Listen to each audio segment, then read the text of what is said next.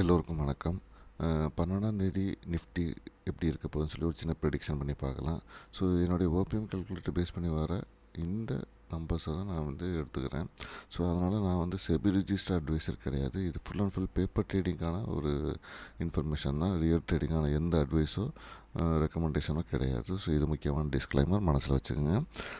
அப்புறம் வந்து ரேஞ்ச் பார்த்தீங்கன்னா 11ஆந்தேதி முடிஞ்சது பார்த்திங்கன்னா 24,918 முடிஞ்சிருக்குது. ஸோ இங்கேருந்து மேலே போகணுன்னா 25,178, கீழே வரணும் அப்படின்னா 24,687. ஸோ இதுதான் ரேஞ்ச் இன்றைக்கி. ஸோ இந்த ரேஞ்சுக்குள்ளே தான் நமக்கு வந்து இதோடைய மூமெண்ட் இருக்கிறதுக்கான வாய்ப்புகள் இருக்குது. பார்க்கலாம். இது வந்து ஆல்ரெடி கீழே வர்றதுக்கான முயற்சியில் தான் இருக்குது. ஸோ கீழே வருதா இல்லையான்னு பார்ப்போம். அதே மாதிரி இப்போ வந்து இதுக்கான ஸ்ட்ரைக்ஸ் நம்ம எடுக்க போகிற ஸ்ட்ரைக்ஸ் பார்த்திங்கன்னா 24,900. இந்த ஸ்ட்ரைக்ஸை நம்ம வந்து பேப்பர் ட்ரேடிங் பண்ணி பார்க்க போகிறோம்.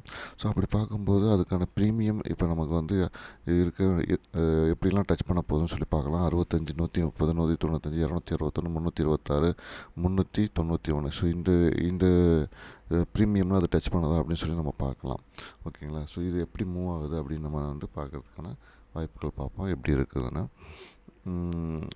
அதனால தான் இப்போ நமக்கு ரேஞ்சு தெரிஞ்சிச்சு, ஸ்ட்ரைக் தெரிஞ்சிச்சு, ப்ரீமியம் தெரிஞ்சிச்சு. அப்போ நம்ம வந்து இந்த மூவ்மெண்ட் வந்து எப்படி எடுத்துகிட்டு போகிறாங்க அப்படின்னு சொல்லி நம்ம பார்க்க போகிறோம்.